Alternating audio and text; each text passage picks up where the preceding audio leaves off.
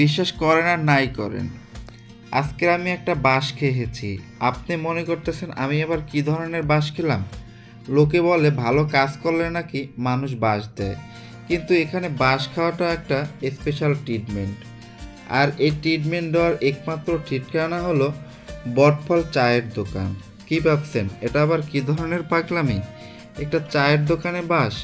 আরে বাবা, এই বাঁশ সাধারণ বাঁশ নয় রে, এটা হলো খাঁটি গরুর দুধের মালাই ক্রিম আর আগুনের চর, এক বিশেষ চা যা পরিবেশন করা হয় পোড়ানো বাঁশের মধ্যে, যার সাথে স্পেশাল পোড়া রুটি।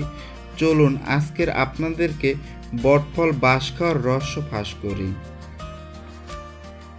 চা তো অনেক খেয়েছেন, কিন্তু এমন রাজকীয়ভাবে চা বানানোর পদ্ধতি কি কোথাও দেখেছেন? চ্যালেঞ্জ থাকলো আপনাদেরকে। তারা প্রথমে খাঁটি গরুর দুধ আর মালাই ক্রিম দিয়ে চা তৈরি করে। তারপর দেখুন ছোট্ট একটা বাঁশের টুকরো নিল। এই বাঁশের টুকরোটি আগুনে পুড়িয়ে নিচ্ছে। আগুনে পোড়ানোর মূল উদ্দেশ্য হলো যাতে করে চায়ের ভিতরে স্বাদে একটি স্মোকি ফ্লেভার নিয়ে আসে, যেন আপনার কাছে মনে হবে বনভোজনে বসে চা খাচ্ছেন। আর সেই চায়ের সাথে রয়েছে পোড়া রুটি।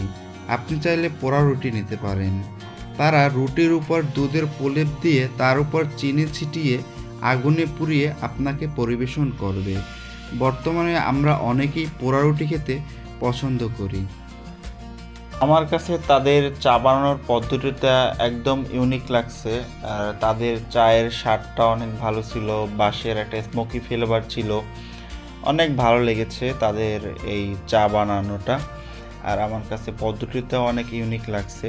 আর অনেক দেখতেছিলাম অনেক লোকজন আসতেছিল, তাদের এই নতুন চা খাচ্ছিল, ইউনিক পদ্ধতিতে তারা বানাইতেছিল, বাঁশের ভিতরে পরিবেশন করতেছিল, যেটা মানুষকে আকর্ষণ করে। তো আমার কাছে অনেক ভালো লেগেছে। আর যারা যারা এই জায়গার চা ট্রাই করছেন অবশ্যই কমেন্টে জানাবেন আপনাদের কাছে কেমন লাগছে। সো এরকম ভিডিও পাওয়ার জন্য অবশ্যই আমার সাথে থাকবেন, আমার ফেসবুক পেজটিকে ফলো দিয়ে। সো ভিডিওটি বেশি বেশি করে শেয়ার দিবেন। ভিডিওটি শেষ পর্যন্ত দেখার জন্য সবাইকে ধন্যবাদ।